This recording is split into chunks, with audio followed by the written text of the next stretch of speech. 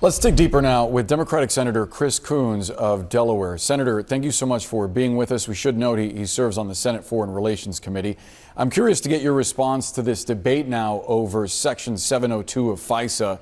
And I'm wondering how confident you are that the House is ultimately going to reauthorize it.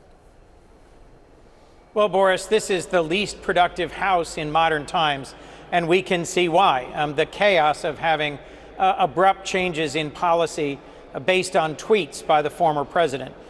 When we worked for months here in the Senate to hammer out a tough bipartisan compromise on border security, it was on a path towards passage, and then President Trump decided he'd rather have an issue for the election than security at the border.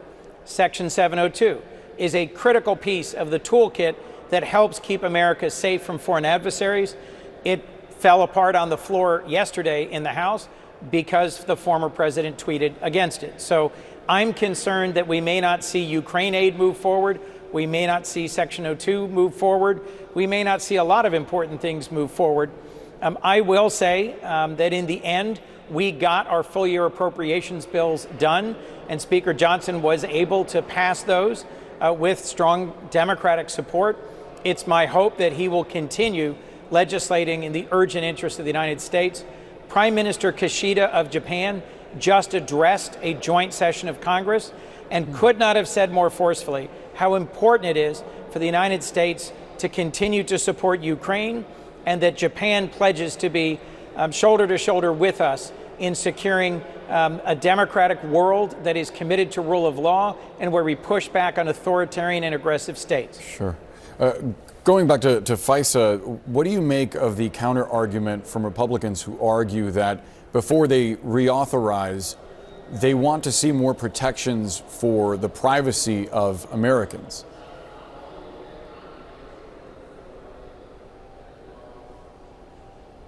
Senator? Senator, can you hear me? Sorry, the sound just cut out. You That's just all right. cut out. You said, what do you make of the argument of? The Republicans that are arguing against reauthorizing this specific section of FISA, part of the argument has to do with protecting the privacy of Americans, and FBI Director Wray sort of alluded to that in his remarks. I'm wondering, what do you say to those who argue that there should be warrants in place to try to protect Americans?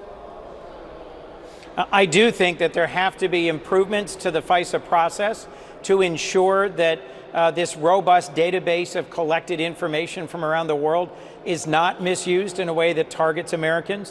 One potential path forward is to require a warrant for the viewing of any content that relates directly to an American. That's something that's being debated here in the Senate. I don't think that's an unreasonable concern, but we should in no circumstances allow Section 702 to expire. Senator, I also want to pivot to the Middle East because Iran's supreme leader said that Israel must be punished, and it will be, for striking that embassy compound of Iran's in Damascus in Syria. How do you see that retaliation potentially playing out? I'm wondering if you think Iran will act unilaterally or through one of its proxies in the region. Well, President Biden has acted strongly, and many of us here in the Senate have spoken up as well, to make it clear we will defend Israel. We will provide Israel with the munitions and the material they need to intercept any Iranian strike through the Iron Dome system or otherwise. We don't know whether Iran will choose to use one of its regional proxies like Hezbollah that has been attacking Israel from the north, or whether they'll use a direct strike on an Israeli diplomatic facility or possibly to Israel itself. But it's important for Iran to know that we will act to deter them and that we will not allow Israel to be at risk of a direct strike from Iran and in any way undefended. Part of the reason I asked the question, Senator, is because Iran has pointed the finger at the United States, saying that the U.S. bears some responsibility for what happened in Damascus. How concerned are you that any retaliation might cost the lives of U.S. forces in the region? Well, look, Iranian-backed militias and proxies have been causing havoc in this region for years. The Houthis, I'll remind you, who operate out of Yemen and caused great difficulty for civilian shipping in the Red Sea, trained, equipped, supported by the Iranians. Hezbollah, trained, equipped, supported by the Iranians, has been attacking northern Israel.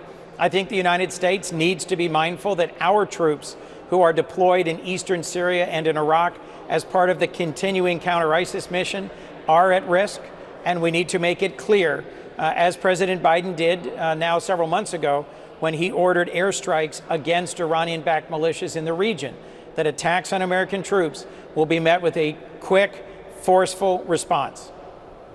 Senator Chris Coons, we have to leave the conversation there. Appreciate the time, sir. Thank you.